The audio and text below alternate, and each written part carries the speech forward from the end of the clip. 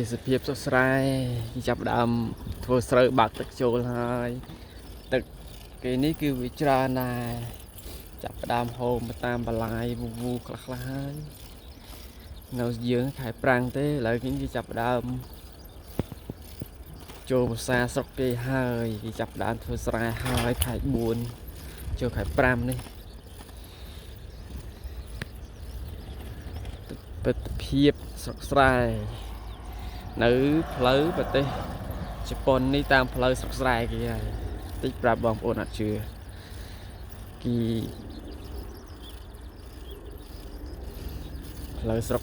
ស្រែរបស់គេនេះវាឡៃណាក៏មាន stop ដែរតិចប្រាប់បងប្អូនអត់ជឿថាស្រុកស្រែគេមាន stop មានផ្លូវជាតិខ្វែងខ្វាត់ពិតជាល្អពីធម្មតាគេដើរដល់ដំណាក់កាលនេះហើយ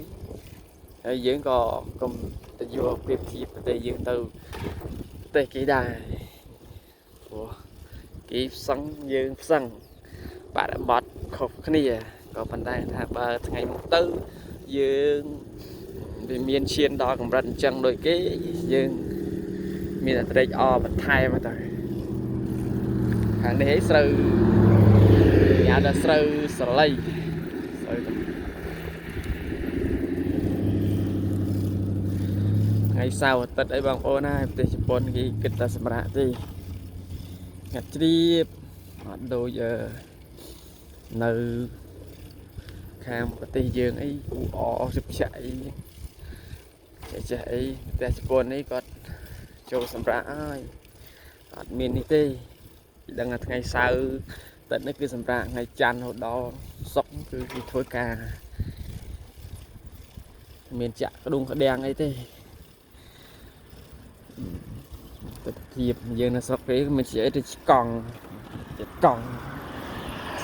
ធ្វើការធ្វើអីទៅអស់ធ្វើការយើងទៅផ្សារអីដើរលេងទីទួចទៅជិះរថភ្លើងយើងមកផ្ទះវិញជិះកង់ទៅធ្វើដំណើរធម្មតាកម្មសិក្ខាកាមធ្វើការនៅស្រុកគេនេះយើងក៏គ្មានច្បាប់អី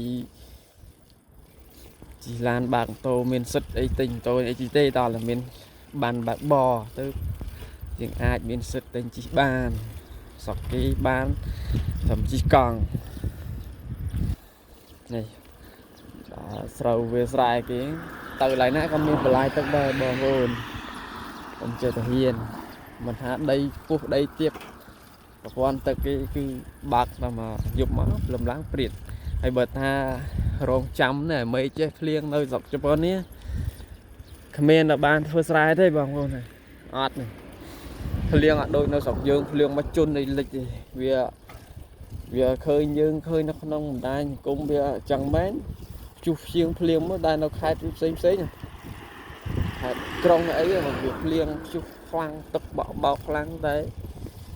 ដល់ធំតំបន់ខ្ញុំនេះខ្ញុំមក2ឆ្នាំហើយអត់មានឃើញតែភ្លៀងធ្លាក់ណាខ្លាំងអីមកលិចស្រែអីលិចផ្លូវអីអត់ទេវាដោយតំបន់ផ្សេងនេះតំបន់គេធ្វើស្រែវាឌីមីអត់សូវភ្លៀងមិនមកឆ្ងល់ហើយសខាកាមវងជ័យគ្នាថាយើងបាននៅនេះបើថាធ្វើស្រែរងចាំទឹកភ្លៀងហើយគ្មានបានស្រូវទេហើយយើងភាសាគ្នាណាយើងភាសាគ្នាទៅ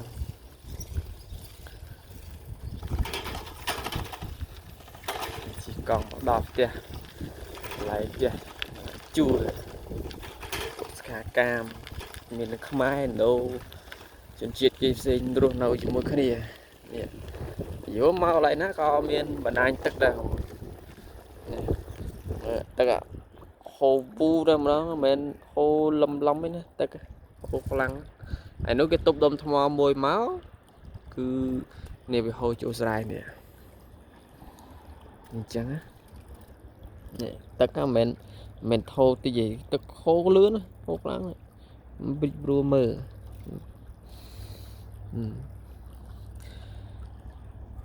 សំឡេងវាមិន ពីនោះអីទៅវាផ្ដាសាយអីទៅវាឥឡូវវាកាសធាតុក្តៅជាអ្នកឈួលណាម្នាក់ឈួលក្តៅលេងត្រជាក់វិញយើងគួរគិតមើលណាក្តៅជាអីពិបាកដែរអញ្ចឹងយើងចាំថាសំឡេងល្អយើងនិយាយនៅក្នុងវីដេអូមិនបាច់ចាំរសំឡេងល្អទេហើយក៏មិនចាំទៅកាត់អីបញ្ចូលសំឡេងហ្នឹងគាត់ថាថតទស្សនភាពខ្លះឲ្យបងប្អូនយើងអ្នកនៅក្រៅស្រុកនៅស្រុកយើងមើលអញ្ចឹងទៅព្រោះតើយើងនៅក្រៅស្រុកធម្មតាយើងជាចង់មើលបរិបត្តិការប្រទេសគេផ្សេង